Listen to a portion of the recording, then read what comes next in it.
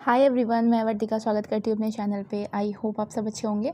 तो NIS summary की आज हमारी नेक्स्ट क्लास है जिसमें हम लोग यूनिट 5 पढ़ेंगे।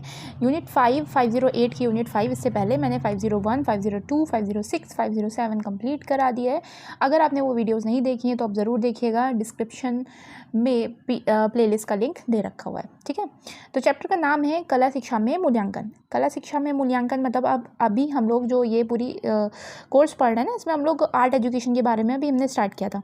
तो आर्ट एजुकेशन पढ़ लिया, विजुअल आर्ट सीख ली, परफॉर्मिंग आर्ट सीख ली। अब उसको एवेल्युएट भी तो करेंगे ना कि बच्चों ने कितना सीखा।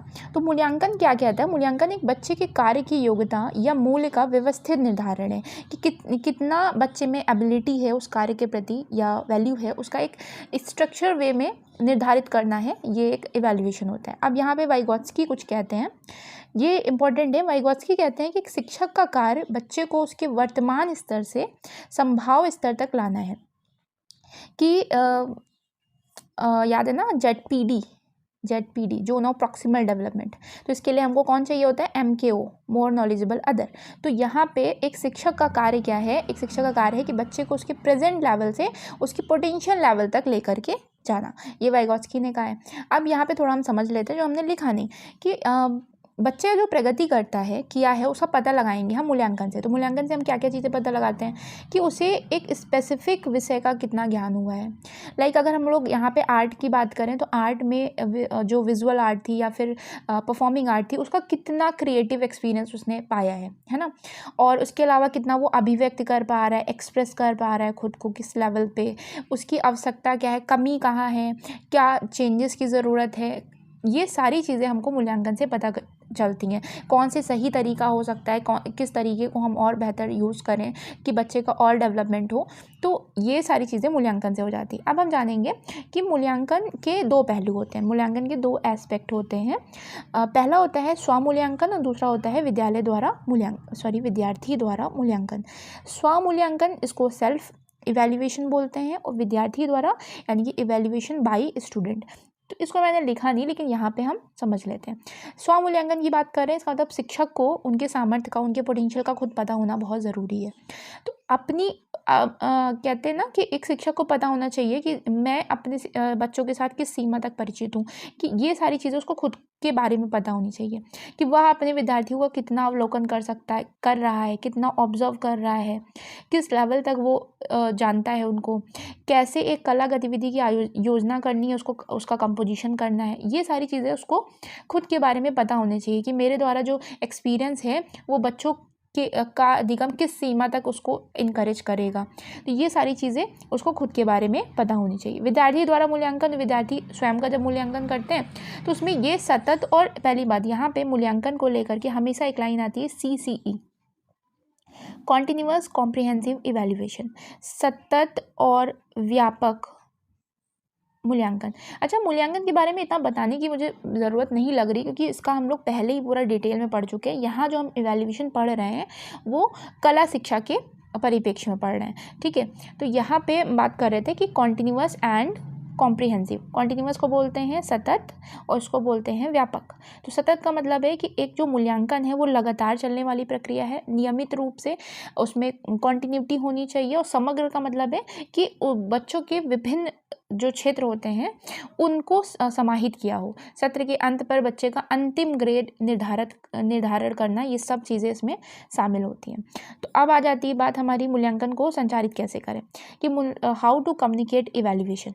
तो यहाँ फीडबैक हम देंगे। तो सबसे पहला पॉइंट है कि टीचर, ये जस्ट एक बार आपको याद नहीं करना है। यहाँ पे ये जो पॉइंट मैंने लिखे हैं केवल एक बार समझ लीजिए कि टीचर को क्या करना है, जितनी भी एक्टिविटीज़ हैं कि इन्फॉर्मेशन, उसके एविडेंस, डॉक्यूमेंट एक उचित तरीके से रखने हैं। अब ये कैसे रखे जाएंगे, इनके भी कुछ डिवाइसेस होती हैं, कुछ तरीके, टेक्निक्स होती हैं, उनको हम अभी आगे वीडियो में जानेंगे। तो all activities of info, evidence, document एक उचित तरीके से रखते हैं, टीचर को रखना चाहिए, और स्टूडेंट और पेरेंट्स को फीडबैक देते रहना चाहिए। ये जो फीडबैक है ना, ये फीडबैक उनकी स्ट्रेंथ और वीकनेस जागरूक करने के लिए देना है कि कहाँ उनकी कौन सा एरिया उनका बहुत स्ट्रॉन्ग है, कौन सा एरिया वीक है। तो ये सारी चीज़ें पता चलेंगी। और रिपोर्ट कार्ड में सबसे इंपॉर्टेंट पॉइंट मुझे ये लगा कि रिपोर्ट कार्ड में क्वालिटेटिव तरीके से करना बेहतर है। जो फीडबैक आप दें वो रिपोर्ट कार्ड में क्वांटिटेटिव ना दे करके क्वालिटेटिव गुणात्मक तरीके से दिया जाना चाहिए, ये ज़्यादा बेहतर होता है। Evaluation should be flexible. Evaluation जो मूल्यांकन है वो नमनीय होना चाहिए, फ्लेक्सिबल होना चाहिए। मतलब बच्चे को क्रिटिसाइज़ नहीं करना है हमको, क्योंकि जब हम बच्चे को क्रिटिसाइज़ करेंगे तो कहीं वो उतना बेहतर नहीं कर पाएगा। इसीलिए यहाँ पे फ्लेक्सिबल एक इवैल्यूएशन को माना गया है। फोर्थ आ जाता है कि इवैल्यूएशन का एक फीडबैक देने का एक दूसरा तरीका भी होता है कि प्रत्येक 3-4 महीने में विद्यालय के अंदर एक छोटी सी प्रदर्शनी आयोजित की जाए। आयोजित करना ये फीडबैक कम्युनिकेशन का एक दूसरा तरीका है कि 3-4 महीने में आप प्रदर्शनी लगा दो और उसके द्वारा आप स्टूडेंट या फिर जो अभिभावक हैं उनको फीडबैक दिया जा सकता है कि बच्चे की प्रगति किस लेवल पे हो रही है। तो पीयर इवैल्यूएशन में क्या होगा, पीयर इवैल्यूएशन में सहपाठी के माध्यम से शिक्षक क्या करेगा, सूचना एकत्र करेगा, उसके बाद वो रिपोर्ट कार्ड में वो लाभदायक होगी। ऑब्वियसली वो सूचना जो है वो रिपोर्ट कार्ड बनाने में हेल्पफुल होगी। तो ये सारे हो गए आपके पॉइंट कि हाउ टू कम्युनिकेट इवैल्यूएशन। अब हम जानते हैं कि मूल्यांकन की विविध उपकरण और तकनीकें कौन सी हैं, कि इवैल्यूएट कैसे किया जाए। ये जितने भी टेक्निक्स हैं इनको हम पहले पढ़ चुके हैं, लेकिन यहाँ पे हम थोड़ा सा एक बार फिर से रिवाइज़ कर लेते हैं। इसीलिए मैंने सोचा पहले मैं स्किप कर देती हूँ, लेकिन मैं सोचा कि रिवाइज़ हो जाएगा आपका। तो मूल्यांकन के विविध उपकरण और तकनीकें। तो अब हम जानेंगे मूल्यांकन की कौन कौन सी टेक्निक हैं, कौन कौन सी डिवाइसेस हैं जिनके द्वारा आप कर सकते हो। तो ये सारे पॉइंट्स हम पहले पढ़ चुके हैं, ठीक है।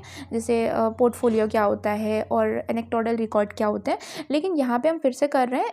पहले सोचा मैं स्किप कर देती हूँ, लेकिन अभी सोचा कि एक बार रिवीजन हो जाएगा आपका। तो चलिए जल्दी से स्टार्ट करते हैं। सबसे पहला है कि हम मूल्यांकन ऑब्जर्वेशन शेड्यूल से कर सकते हैं। ऑब्जर्वेशन में क्या होता है कि जब बच्चा व्यक्तिगत रूप या समूह में कार्य करे तब कर सकते हो। मतलब आपको अवलोकन करना है बच्चे के ऊपर, ऐसे अब उसकी क्या क्रियाकलाप कर रहा है ना, किस लेवल पे प्रगति कर रहा है, उसको ऑब्जर्व करना है। सभी गतिविधियों पर हो सकता है, कोई भी एक्टिविटी वो कर रहा है उस पर आप ऑब्जर्व कर सकते हो।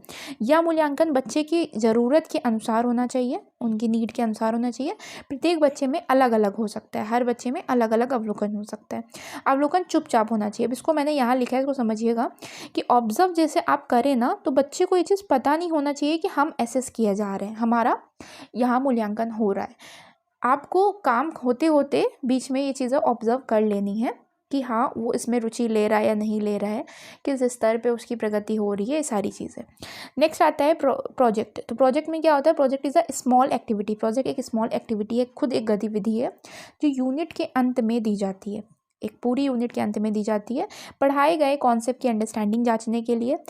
और इसमें प्रोजेक्ट में एक चीज़ क्या होता है, हम लोग को प्रोजेक्ट दिया जाता था ना, जिसमें हम लोग क्या करते हैं, कुछ खोजेंगे, कुछ विश्लेषण करेंगे, देन सामग्री इकट्ठा करेंगे। तो ये आपके ऊपर एक रिस्पॉन्सिबिलिटी बन जाती है कि हमें प्रोजेक्ट मिला है तो हमें जगह जगह से इन्फॉर्मेशन निकालनी है, ढूंढनी है, उनका संग्रह करना है। तो ये सारी चीज़ें, एक ये जो एक्सप्लोर करने का गुण है या एनालिसिस करने का गुण है, ये विकसित होते हैं। अब थर्ड है पोर्टफोलियो। पोर्टफोलियो क्या होता है, तो पोर्टफोलियो की डेफिनेशन यहाँ इंग्लिश में मैंने लिख दी है कि it is a collection of work done over a period of time. ये बच्चे का वो सारा कार्य होता है जो एक पर्टिकुलर पीरियड में उसने किया है, उसका पूरा डेटा इसमें लिखा होता है। मे बी अ टर्म और अ ईयर, ये किसी एक टर्म में भी हो सकता है या एक साल में भी हो सकता है या पर्टिकुलर पीरियड में भी हो सकता है। अब यहाँ पे मूल्यांकन पोर्टफोलियो के रिव्यू पर आधारित होगा। मतलब अब इवैल्यूएशन जैसे आप करो ना, तो वो जो पोर्टफोलियो है, फाइल है, उसमें जितना भी काम लिखा हुआ उसके आधार पे हम क्या कर सकते हैं, इवैल्यूएट कर सकते हैं कि हाँ बच्चे की पहले से अब कितनी प्रगति हुई है, या उसी इन्फॉर्मेशन के अनुसार हम बच्चे को जान भी सकते हैं। तो ऐसे करके ये पोर्टफोलियो हो जाता है। अब आता है चेकलिस्ट। तो चेकलिस्ट में क्या होता है, ऑब्जर्वेशन बेस्ड रिकॉर्ड। जो ऑब्जर्व करते हैं ना वही रिकॉर्ड है, लेकिन ये बस उसको प्रैक्टिकल रूप दे दिया जाता है। मतलब जैसे आपने लिखा कि हाँ, और ये कोई स्पेसिफिक इन्फॉर्मेशन निकालने के लिए हो सकता है। जैसे ये सिंपल है, इजी मेथड होता है, प्रैक्टिकल टूल है, ऑब्जर्वेशन स्किल का प्रैक्टिकल टूल है, ठीक है। इसमें लिस्ट ऑफ क्राइटेरिया होते हैं जो शिक्षक ऑब्जर्व करता है। एक आप लिस्ट बना दिए जिसमें आपको ये टेस्ट करना है, ये एक कि उसकी उसकी ड्राइंग स्किल कैसी है, आप ऑब्जर्व करना चाहते हो, है ना। तो फाइन मोटर स्किल कैसी है, तो वो सारी चीज़ें आपने ऐसे कर दी और यहाँ पे टिक कर रहे हो। तो ये जो लिस्ट ऑफ क्राइटेरिया उसमें लिखा होता है जो शिक्षक ऑब्जर्व करता है इन पर्टिकुलर टाइम, कुछ एक पर्टिकुलर पीरियड ऑफ टाइम में। स्पेसिफिक एक्शन होते हैं, स्पेसिफिक इन्फॉर्मेशन होती है, सेल्फ इवैल्यूएशन के लिए भी इसका यूज़ होता है, मतलब विशिष्ट कार्य के लिए, विशिष्ट सूचना निकालने के लिए और स्वमूल्यांकन के लिए भी इसका यूज़ किया जाता है। अब आती है fifth rating scale. Rating scale को श्रेणी पैमाना बोलते हैं। यह न्यूमेरिकल, वर्बल एंड ग्राफिक प्रणाली होती है। यह आ सकता है क्योंकि कि कौन सी ऐसी टेक्निक है जो कि न्यूमेरिकल, वर्बल और ग्राफिक है, तो आंकिक, वाचिक और ग्राफिक तीनों, ठीक है, ये है। तो ये आपकी रेटिंग होती है। रेटिंग में से आप नंबर भी दे सकते हो, वर्बल भी हो सकती है एंड ग्राफिकल भी हो सकती है। तो यहाँ फॉर जजमेंट ऑफ क्वालिटी और डिग्री, क्वालिटी और डिग्री का जज करने के लिए, इसकी जांच करने के लिए ये रेटिंग स्केल होती है। यह मूल्यांकन को अधिक उद्देश्यपूर्ण और पारदर्शी बनाएगा। तो यहाँ पे ये जो इवैल्यूएशन है ये मोर ऑब्जेक्टिव होगा एंड ट्रांसपेरेंट होगा। Rating scale is for, rating scale जो होती है वो किस लिए होती है? इवैल्यूएटिंग लेवल ऑफ स्किल, कौशल के स्तर को मूल्यांकन करने के लिए, and understand attitude and provide motivation, जो मनोवृत्ति है उसको समझना और उत्प्रेरक को बढ़ावा देना, मतलब प्रेरणा देना, ठीक है, इसके लिए होता है। अब आ जाता है 6 एनेक्डोटल रिकॉर्ड। ये बहुत इंपॉर्टेंट है, सीटेट के टाइम में हमने पढ़ाई था कि ये क्या होता है, एक रिटन डिस्क्रिप्शन होता है, पूरी प्रॉपर फाइल टाइप में होती है, जिसमें बच्चे का डे बाय डे की प्रगति का विवरण दे रखा होता है। तो बच्चे की प्रगति का जो teacher day by day basis पर रखता है वो सारी बारीक से बारीक डिटेल होती है।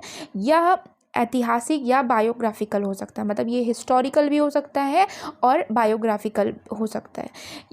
या बच्चे की जीवन की सार्थक घटनाओं, जैसे उनकी लाइफ में कुछ इंसिडेंट हुए होंगे, उनको विशेष कोई स्पेसिफिक इंसिडेंट हो गया है, या फिर कोई इंटरटेनिंग प्रकृति के जो कार्यक्रम होते हैं उनका एक छोटा लेखा जोखा होता है।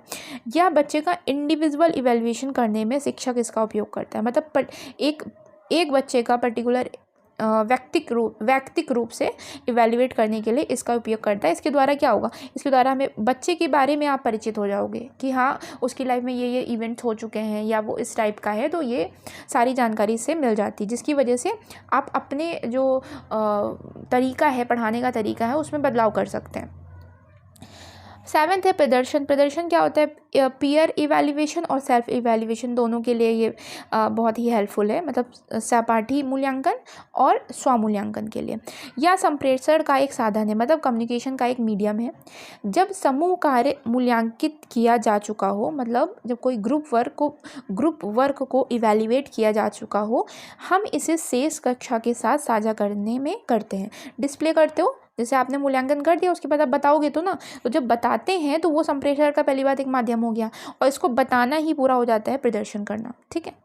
अब आती है बात इंडिकेटर ऑफ इवैल्यूएशन की। तो इंडिकेटर, सबसे पहले हम जानते हैं इंडिकेटर क्या होता है। तो एक ऐसा उपकरण जो सूचना देता है उसको सूचक कहा जाता है, मतलब इंडिकेटर कहा जाता है, जो कुछ ना कुछ इन्फॉर्मेशन दे रहा है। यहाँ जो इवैल्यूएशन का इंडिकेटर है उसकी बात यह है कि सूचक एक गुणात्मक या मात्रात्मक, क्वालिटेटिव या क्वांटिटेटिव, ठीक है। तो ये दोनों चीज़ें, दोनों वेरिएबल हो सकते हैं दोनों में से, जो उपलब्धियों को मापने, जो अचीवमेंट है उनको मापने, एक निष्पादन के मूल्यांकन में कि कैसे इवैल्यूएशन हुआ है में सहायता करने में एक समान और विश्वसनीय साधन है। इंडिकेटर एक मीडियम है जिसके द्वारा आप आसानी से उपलब्धि को मापा जा सकता है या फिर जो मूल्यांकन है उसमें सहायता करता है। तो एक सूचक क्या कर सकता है, एक इंडिकेटर क्या कर सकता है? लक्ष्य और प्राथमिकताओं को स्थापित करना, कि क्या गोल हैं, क्या प्रायोरिटीज़ हैं, उनको स्थापित की जा सकती हैं। कार्यक्रम का मूल्यांकन किया जा सकता है इसके द्वारा। समस्याओं को अधिक स्पष्टता से कहना और वर्णन करना, जो प्रॉब्लम है उनको क्लियरली कहा जा सकता है, उनको एक डिस्क्राइब किया जा सकता है। तो ये सारे इंडिकेटर के द्वारा हो गए। अब हम जानते हैं पोर्टफोलियो क्या होता है। तो portfolio is a collection of art work. ये एक स्क्रैप बुक होती है, जैसे कतरन रजिस्टर इसको हिंदी में कहेंगे, लेकिन स्क्रैप बुक जैसे होती है ना, एक बुक टाइप में है जिसमें जितना भी आर्ट वर्क है वो आपने रख रखा है। किसका? बच्चे का। जितना भी बच्चे ने बनाया है उसको सब एक जगह पे स्टोर कर लिया है। अब ये वर्ष या सत्र के अंत पर जब सभी कलाकार एक पोर्टफोलियो में एकत्रित होता है, तब शिक्षक बच्चे की वृद्धि के बारे में अधिक स्पष्ट हो जाते हैं। जैसे कि अगर मैं किसी बच्चे का पोर्टफोलियो बनाती हूँ तो उसमें बच्चे ने पहले जो ड्राइंग बनाई थी एंड जो लास्ट में ड्राइंग बनाई थी उसमें आप डिफरेंस देखोगे। तो यहाँ पे क्या होता है कि बच्चे की कितनी वृद्धि हुई है, कितना ग्रोथ हुआ है, कितना डेवलपमेंट हुआ है, उसका पता चल जाता है। ये जो पोर्टफोलियो है ना, एक लाइन और थी वहाँ पे कि ये पोर्टफोलियो ज़रूरी नहीं कि टीचर बनाए, एक आप बच्चों को खुद दे सकते हो, एक थैला दे सकते हो, देन उनको खुद कहो कि वो उस चीज़ को एक जगह स्टोर करें और पोर्टफोलियो तैयार कर सकते हैं। एक पोर्टफोलियो में क्या क्या चीज़ें शामिल होंगी, क्योंकि यहाँ पे आर्ट एजुकेशन की बात हो रही है, तो यहाँ पे जो उन्होंने ड्राइंग की है, पेंटिंग की है, डिज़ाइनिंग की है, कोलाज, प्रिंटिंग, ये सारी चीज़ें उसमें शामिल होंगी। साथ में उसमें कोई नोट हो सकता है, कोई टिप्पणी दी जा सकती है, कुछ प्रश्न हो सकते हैं, ये सारी चीज़ें भी वहाँ रहती हैं। मूल्यांकन के लिए पोर्टफोलियो का उपयोग, तो जो इवैल्यूएशन के लिए पोर्टफोलियो बनाया गया है उसका उपयोग कैसे होगा? शिक्षक और अभिभावक के बीच में हो सकता है, छात्र और सहपाठियों के बीच में हो सकता है, शिक्षक, अभिभावक और छात्रों के बीच में हो सकता है। तो यहाँ ये सारी ना पोर्टफोलियो और ये एनेक्डोटल रिकॉर्ड, डिस्प्ले, सब हम लोग पहले पढ़ चुके हैं, लेकिन एक बार यहाँ पे रिवीजन हो गया आपका फिर से। तो आई होप आपको ये वीडियो अच्छी लगी होगी, और अच्छी लगी तो लाइक, शेयर एंड सब्सक्राइब कर दीजिएगा और कमेंट कर दीजिएगा। Thank you.